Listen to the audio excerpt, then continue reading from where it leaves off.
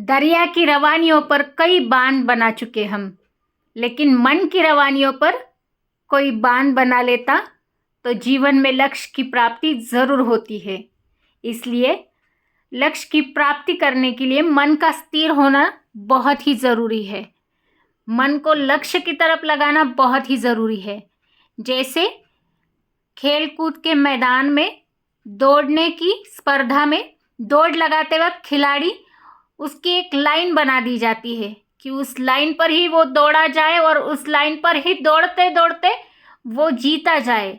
लेकिन अगर उसका लक्ष्य विचलित हुआ, मन अस्थिर हुआ, तो अगर वो लाइन क्रॉस कर दे तो वो आउट कहलाता है, हार जाता है।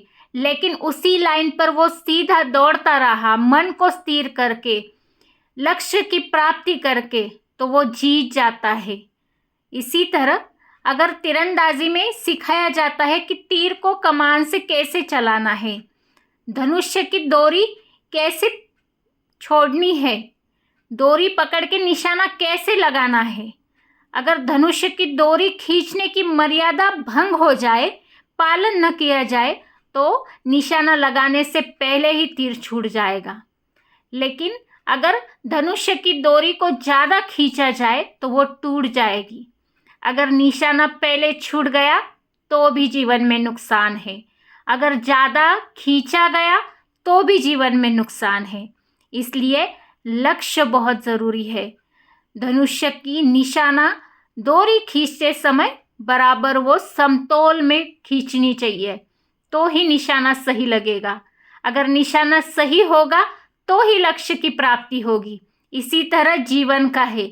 जीवन में भी रिश्ते हमें कायम करने हो, लक्ष्य की प्राप्ति करनी हो, जीवन में सफलता पानी हो, शिक्षाओं में सफलता पानी हो, सबके लिए ज़रूरी है मन की स्थिरता। मन का चंचल होने से रोकना, तो ही जीवन में लक्ष्य की प्राप्ति हो सकती है, रिश्ते कायम हो सकते हैं, हम अपने लक्ष्य की तरफ आगे बढ़ सकते हैं। अगर ये स्थिरता हमारे में नहीं है तो हम लक्ष्य की प्राप्ति कभी नहीं कर पाएंगे, हमारे जीवन में हम आगे कभी नहीं बढ़ पाएंगे। ऐसे ही नदी जब अपने मूल स्वरूप में आती है तो नदी कहलाती है, लेकिन अगर नदी ने अपनी किनारों की मर्यादा पार कर दी तो बाढ़ कहलाती है। बाढ़ आ जाने से पानी खराब होता है, वो किसी सी प्यास भी नहीं बुझा सकती है, पानी मैला हो जाता है, कोई उसे पी भी नहीं सकता है।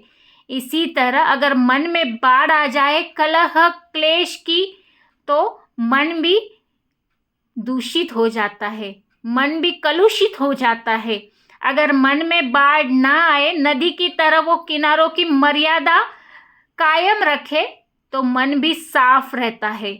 मन अगर साफ रखना है तो नदी की तरह किनारों की मर्यादा रखना बहुत ज़रूरी है। चैनल को सब्सक्राइब कीजिए।